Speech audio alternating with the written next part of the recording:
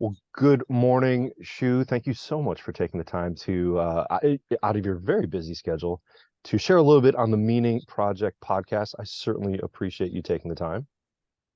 Thank you so much, Dr. Dan. I'm really looking forward to this. Cool. Well, I want to start right where your TED Talk starts. So just a quick introduction. I mean, here you are. You have a PhD in biophysical chemistry and molecular structure. Did I get that right? Yes, you did. Excellent. An MBA in international sustainability, 2 degrees, a whole bunch of experience, time in the field doing amazing work, and somehow you were let go for incompetence, which launched a whole new career, it sounds like. But how, with all of that experience and understanding and knowledge, how do you get let go for incompetence? What happened? Oh my goodness, there's a lot going on in that question. So there are at least 3 things that I can think of. Some of it is societal. And at the beginning of my TED Talk, I do point out that the societal structure around this was within 6 months of returning to work from maternity leave. So something has changed. We do expect there to be protections for new parents when they are coming back into the workforce. And I am not the only person to have discovered that those protections are not necessarily perfect. So some of it was, there was a change. There was a change in my work life that I came back as a new mom. So that was some of it. Yeah. Some of it is, in your question, I heard this assumption of education, and a lot of education meaning competence, right, meaning employability. And there are a couple of assumptions going in there that I really, really wish were true. Because that makes it sound like there's a protocol to follow. You just go to work and you do your job, you go to school, you figure things out, and people will employ you and you will be safe. Wait, and I have to jump in there because I do. like literally just 20 minutes before hitting the record button sent my oldest back to college. And that reminds Good me, for like, you. wait, that's a whole other podcast. But the idea that isn't that what we're teaching our young people? You go to school, you get the degree, you get the job, and life goes on happily ever after, just like Disney tells us. Oh, well, then that brings us to the third point, which Okay. is there is a way that science works, and there is a way that people work, and there is some overlap between that, but the overlap is not complete. And I think that what we're doing in the education system is creating a sense of, you as the student need to pull your own weight. You need to fit my, meaning society's, expectations. And if you're not meeting them, then there is something that is wrong with you. And to go into the TED Talk, what is wrong with you is most likely that you are not working hard enough. And that is the assumption that I would like to poke a hole in. I think that there is a difference between working hard enough and working at the right frequency on the right things. So let's talk about the idea of right frequency, because I love the way the swing analogy that you use in your TED Talk is wonderful. But what does it mean to work at your resonant frequency? I'm going to talk first about the swing analogy that you're talking about, and I think that that's going to illustrate what I mean by resonant frequency. And so very quickly, resonant frequency is a term in physics. I heard it in high school, and it's been occupying space in my brain for more decades than I care to admit, because you did not ask me my age. And I think about this more than other people, but it is something that is there all around us. And I'm going to illustrate it in this swing example. So I'm talking about a swing where you're pushing a kid or someone on a swing.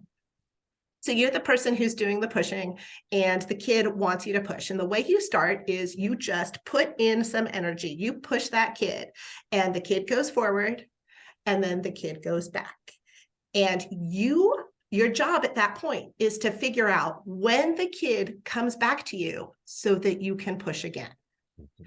And you keep doing that, and you keep doing that. And then assuming that you're having a good time, in less time than you think, that kid's going really high and laughing and having a great time. And there are a couple of things about that. The rate at which the swing comes back to you is the resonant frequency. Mhm.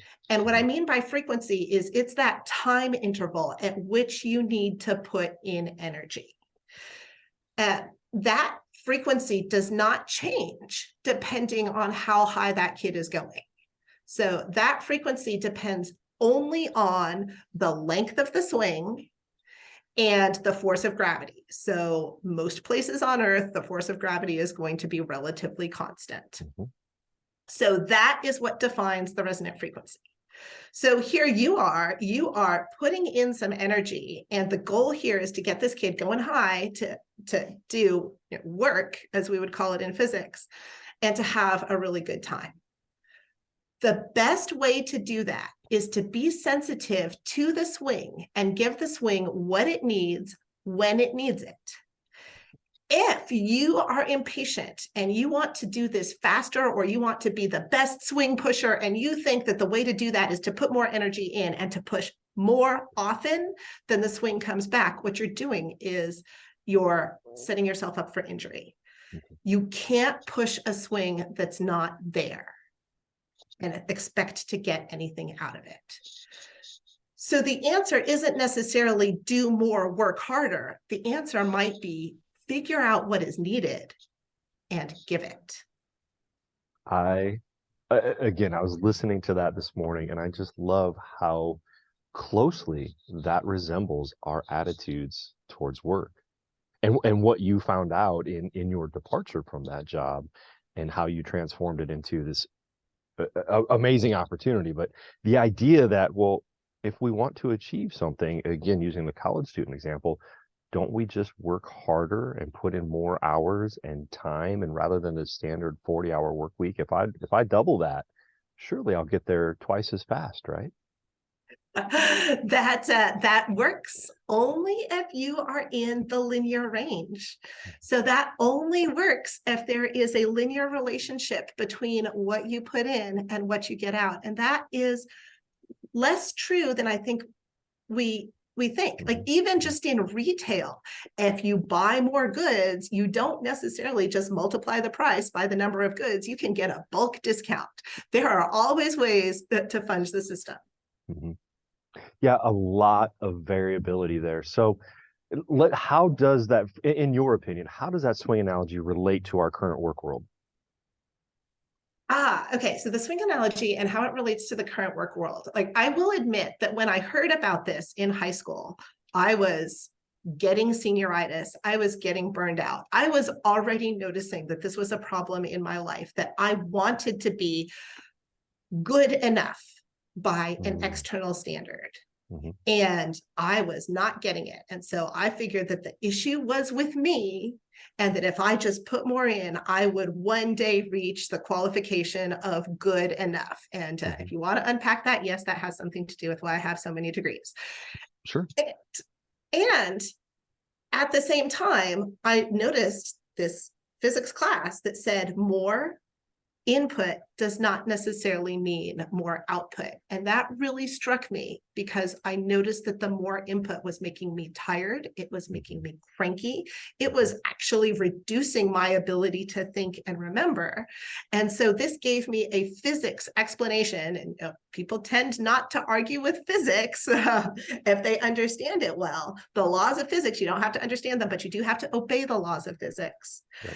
And here it is. There's a law of physics that is different from more input equals more output.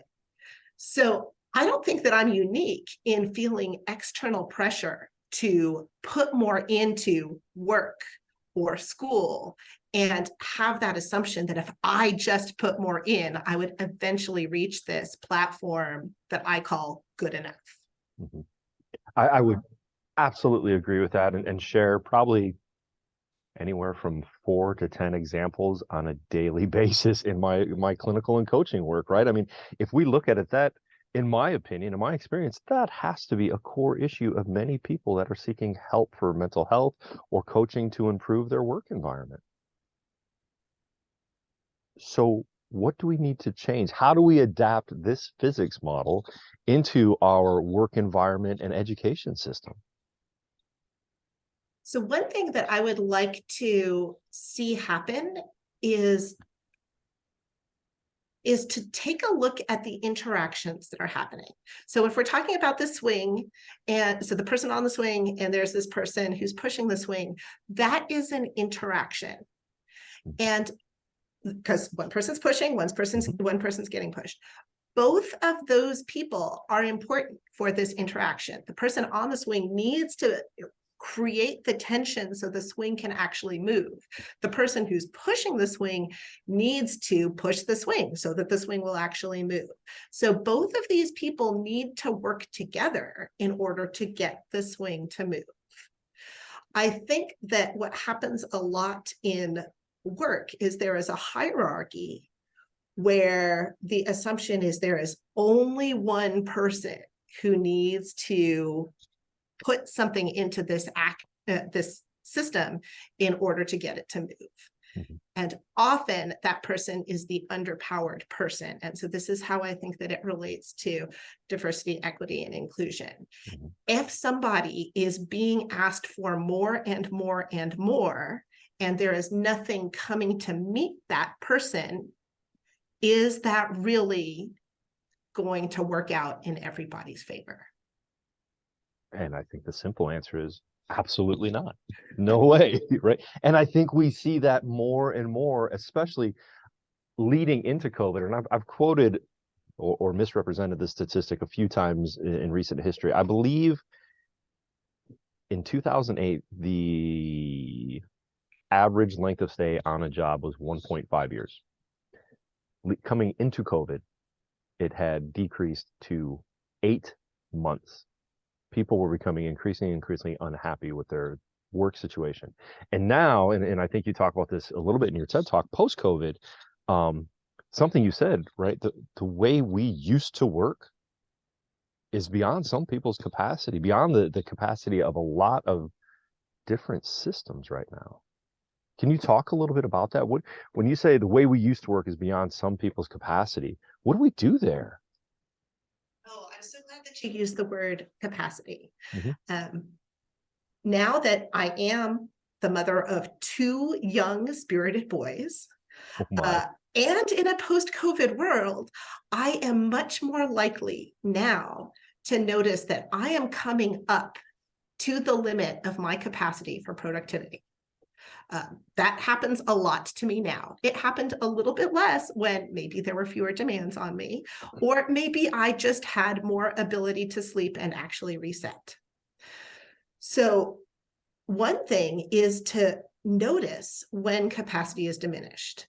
You wouldn't blame your cell phone for being non-productive when your cell phone clearly tells you it needs to be plugged in order to work for you. Why are people any different? Why is it when somebody tells you, I need rest, I need something different, I need a change in order to do good work, one of the initial reactions is, well, just be better. Right. And I don't think that is following the laws of physics. I think that there are real limits. And if we ignore these limits, it's to our detriment. And to go along with that, I think, again, in recent history, in the past few years, those limits seem to have changed. The environment has changed the limits that people are able to tolerate. I agree. And I can tell you a little bit about what my experience was during COVID. So I was an adjunct professor. I was teaching biology during COVID, which actually was an excellent place to be, because all of a sudden everybody was interested in biology. Here's this biological thing that is creating our problem. So I was on cloud 9 as far as everybody being interested in my subject, even though this was a required class. So what I did is halfway through the semester, when I could tell people stopped being able to pay attention to what was on the curriculum. But they were paying attention to viruses. They were paying attention to RNA. And so I could tailor the curriculum from what was originally put down into something that people could pay attention to because they were interested.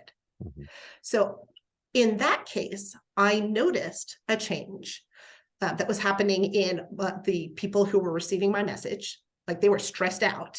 They were not interested in anything except COVID. And I noticed that I had the ability to meet them somewhere and still teach them some biology.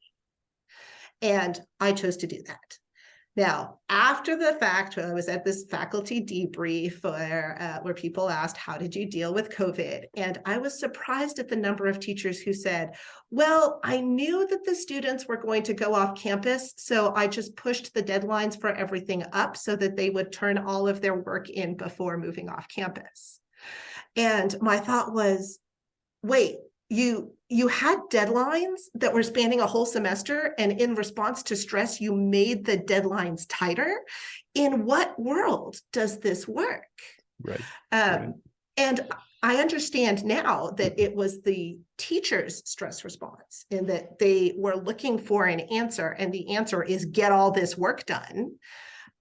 Whereas what I was looking for was something different. I was looking for learning and engagement. And I was getting my students to love the subject so that when I'm gone, because they only have me for one semester, they go out and they know how to learn something that is interesting to both them and me.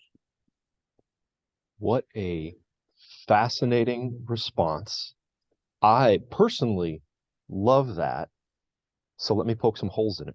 Please. Let's poke some holes in it together and say, because I mean, yes, that is the perfect, it sounds like the perfect physics related response in adapting the system. Psychologically speaking, you met the students where they were. However, in a organization, and especially in the education system, well, but wait, did you teach all the standards? You adapted to meet the students' needs, but did you check off all of the boxes so that they achieved what they, it sounds like your peers were seeking, okay, how do we check the boxes to make sure the standards are met in the quickest way possible so I can relieve my stress? And who cares if the students are more stressed out? Whereas your response was ideal, in a healthy manner, but I could see the higher ups in the organization saying, well, did you achieve whatever governing organization said you needed to achieve there? How do we meet halfway there, and allowing our, especially I feel like our high school students and our undergrads right now are really struggling with that. Even still, well, you have to learn these standards, you have to memorize these things, even though you have all this memorization in the palm of your hands on your smartphone. And teachers are no longer allowed to meet students where they are. What needs to change there? How do we change that system? I think that the answer to that question involves power dynamics. And power, of course, is another term that you hear about in physics. So power and reactivity. So what you're talking about is standards. Who sets the standards? The person or the entity in power is going to set the standards. And then the expectation is that the person or entity who is underpowered or implementing is going to meet those standards. However, there is something inherent in those standards where that everybody in the system has to agree enough with the standards to implement them. So in my situation, all of a sudden, there was a power dynamic switch. The standards were no longer the most powerful thing in the room.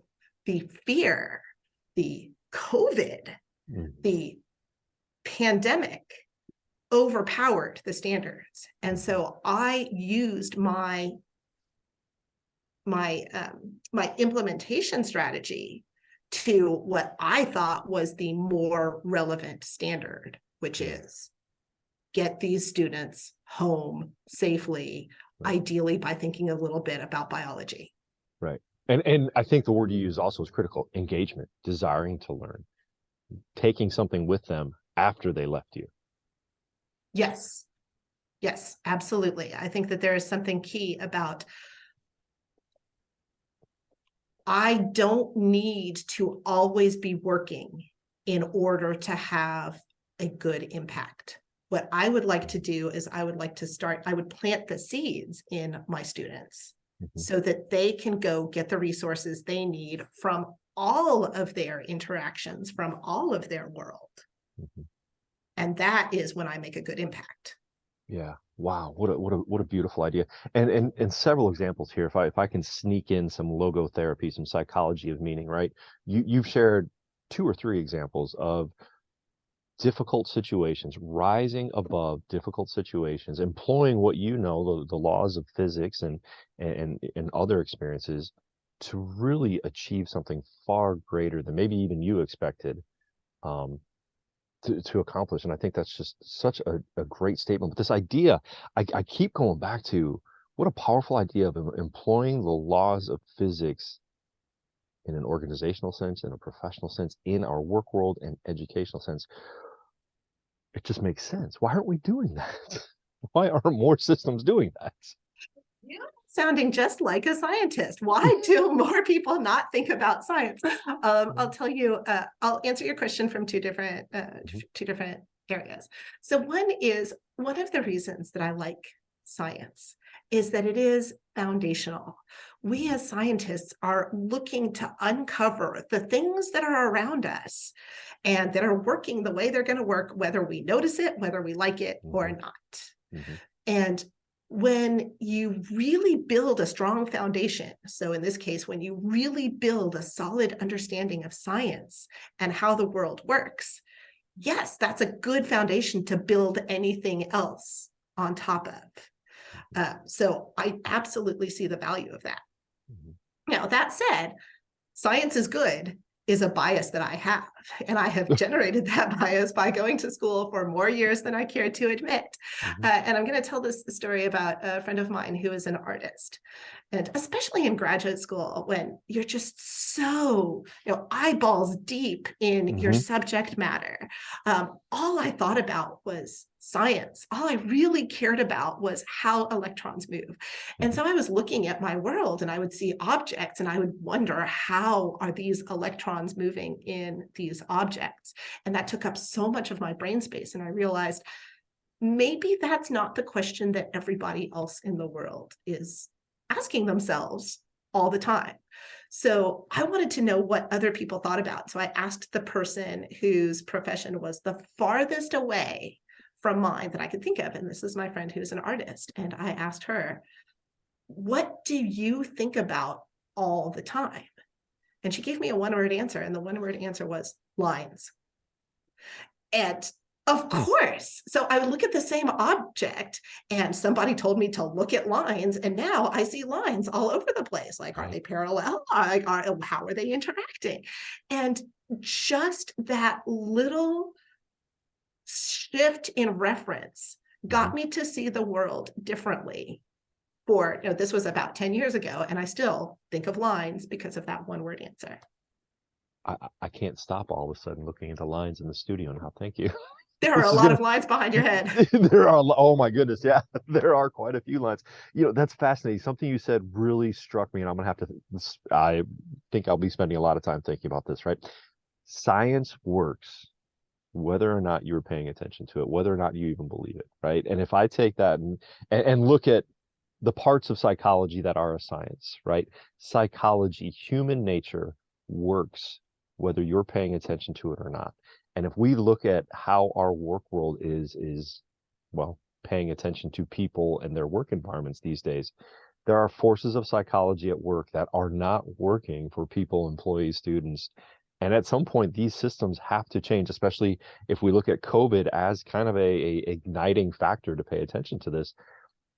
I think we're living in a very interesting time as we push forward with these different understandings, the understandings you're bringing to light, and if we use psychological science as well, that we're working against human nature in way too many aspects of psychological nature and the nature of physics and natural law. And well, things have to change at some point. It'll be interesting to see how they do change. I agree. I think that they can change gently if we're Mm. sensitive about when things don't work and we try to change. And I'd also like to give permission for people to just try to make a change, even Yeah. if they don't absolutely know all of the theory behind it. Just see if the situation gets better. If not, change back. Yeah, and I think that's interesting. I talk a lot on the podcast and with individuals that I coach that, sometimes personal experimentation on yourself or in your environment can yield some really interesting results, but you can't take big experiments all the time personally, but taking little ones, making little changes to see what they yield can be really, really powerful. And I continue to go back again, recognizing I just sent my daughter back to school an hour ago, and the struggles that not only she, but I work with many young adults in that environment, and how I think I heard somewhere along what you were saying that we need a revolution of college students to change their change their situation to say, no, we don't want to fit the standards. We want to learn what we want to learn and teach us that. But uh, maybe that happens in some period of time. How can individuals, from your perspective, how can individuals do these little experiments, engage in these little changes to maybe change their world, their environment today or after listening to this podcast? Ah, so now you're talking about the deep essence of science and how science is done. And so the first thing that I would like to say in this is if you're doing an experiment, always keep in mind that you are asking a question. And when you are asking a question, no is always a possible answer. Mm, So first things first, just blank everything out and ask yourself whether no is an acceptable answer here. And if no is not an acceptable answer, I think something needs to be redesigned. If mm, no is not an acceptable answer, you're going into the realm of power or narcissism or something that is not science, mhm, mhm, but that's not an experiment. So an experiment is just curiosity, see what happens. mhm. And if you don't like the answer, at least you know the answer. Yeah, I want to dive into that a little bit. Can you think of an example? Where is no not an acceptable answer? What would we be diving into, or how would we dive into that power in narcissism? Oh my goodness, how is no not an acceptable answer? Hmm. That's pretty much the meaning of my life. All right, I'll talk about. I have a 3-year-old and a 6-year-old, Hmm. and I'm training them as well as I can to understand limits. And right now, the 3-year-old just is having a little bit of trouble distinguishing between what he wants and what is. So Mm, often what he wants is not what is. right. And my job is to make sure that there is a distinction between that. And so he'll ask for something and the answer will be no. And he'll ask for any number of things from as simple as, can I have an ice cream or can we go to the moon tomorrow, please? Ask very, very politely. If the answer is no, I will say as politely I can, this is not on offer.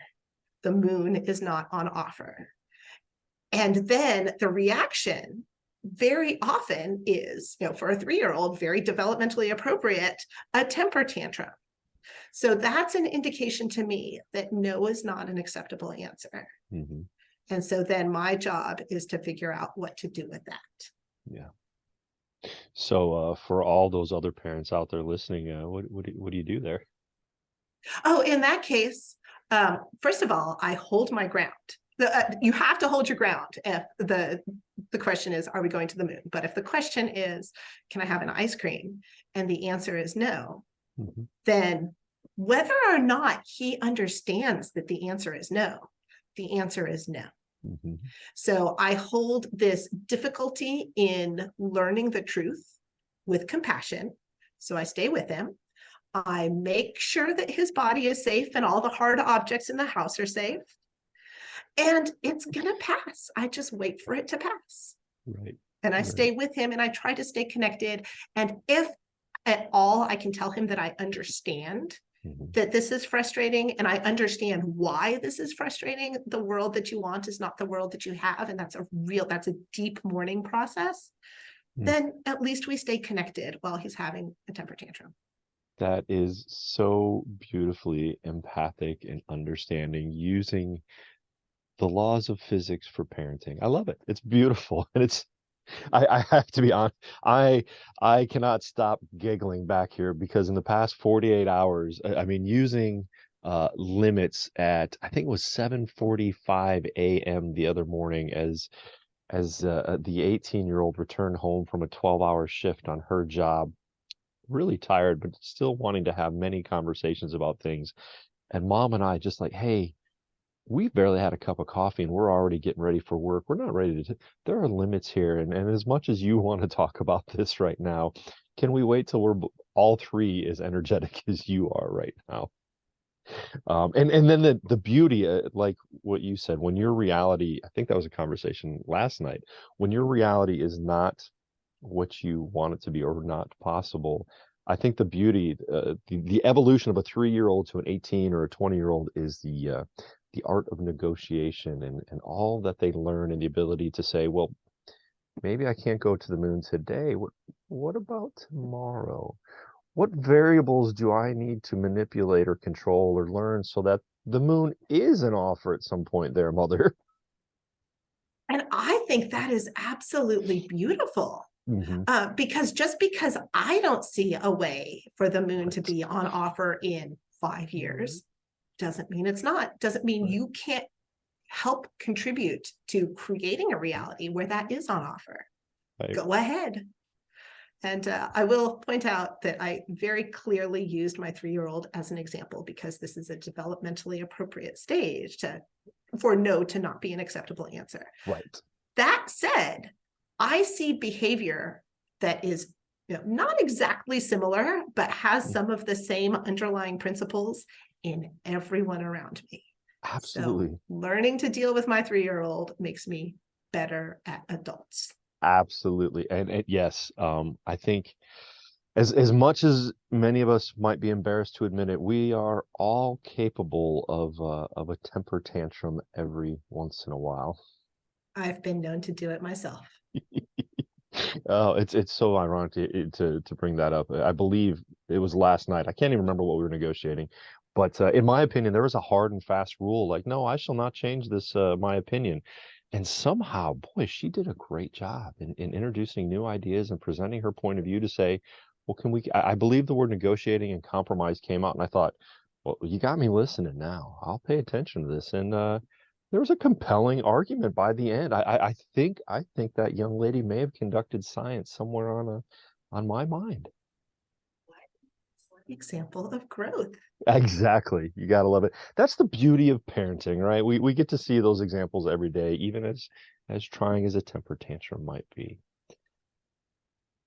Shoo, Dr. Simon, it's been an absolute pleasure. I know you. I am curious. Can I ask, within the world outside of speaking and sharing these ideas in your TED Talk, what is a day in the life like? What do you, after we get done here, what do you get to go off and do?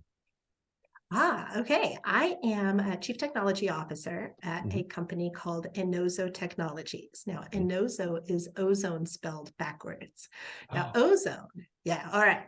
You have thoughts about ozone. You want to tell me your thoughts about ozone? No, I just know I saw that it was an ozone. I'm like, I didn't realize. Like, well, that's a cool name for a company. And then you just demystified it for me. It's ozone spelled backwards. That's cool. It is. So what Enozo creates is an ozone generator.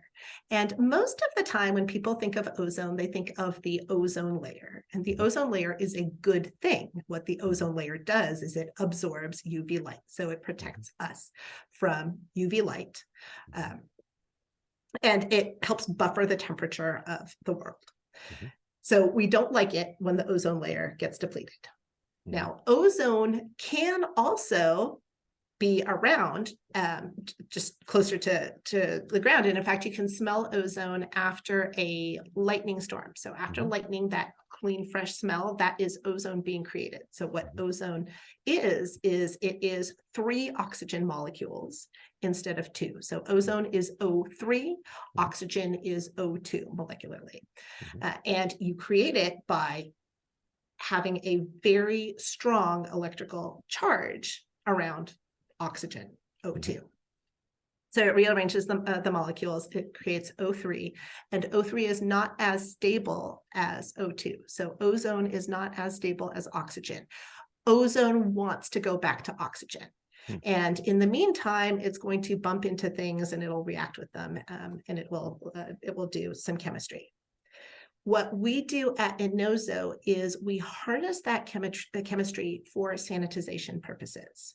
So we have an ozone generator that makes a very small quantity of ozone. It is safe for human consumption, and that it sanitizes surfaces. And we also have an ice machine product, so it sanitizes ice as well. So what it will do is it will kill microbes. And it will do all of this within 10 minutes. And within 10 minutes, you don't have any chemical residue left. Whereas if you use bleach, whatever is unused sticks around. And then if your, for example, 3-year-old wants to lick it, they're licking bleach. If they're licking ozone, first of all, it's not a concentration that's going to harm them. And second, it goes away so quickly. So is this what kind of product is this? Is it you say it sanitizes? Is it I'm picturing like some kind of air purifier, or is it a spray on? What is it? So you're going to find a few ozone technologies around, and some of them are gaseous ozone technologies. So that would be your air purifier. Enozo specifically works on aqueous ozone. So what that means is we put ozone in water, and we have 2 major products. One is a spray product where you directly spray water that has been ozonated onto a surface, and that will sanitize the surface. Wow. The other product we have is an ice machine product where you ozonate the water that goes into the ice. Again, this is a low enough level that it does not affect the taste. But what it does is ice gets stored in dirty conditions. You've got people's grubby hands going in and out of the ice machine all the time. So it helps protect the ice from microbes. Okay, where do I go get one of those? Enozo.com, enozo.com. There are a few .com.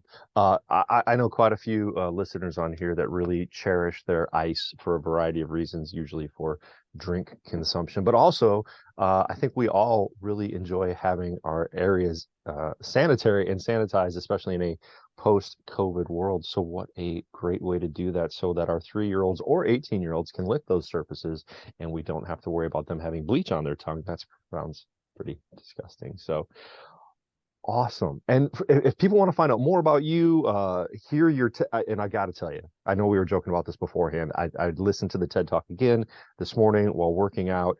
If I can listen while working out, it is very engaging. It was such an awesome TED Talk. I definitely recommend everybody take a listen. It's only 15 or 20 minutes, but it was really, really powerful. Where can listeners find out more about you? My website, which is shoefits.com. I'm going to spell that. I love it. I just love it. I'm sorry, I was interrupting. I love the name of your website. That's so cool. Please say it again. Thank you so much. It is shoefits.com. That's spelled XUFITS.com. Awesome. Please take a look at Shu's website. Check out the TED Talk. If you want her to come speak with you about working at your resonant frequency, have a look. Dr. Shu Simon, you were delightful. Thank you so much for taking some time out of your busy day, sanitizing the world. I definitely appreciate it. Dr. Dan, this was my pleasure. Thank you so much. All right. Take care.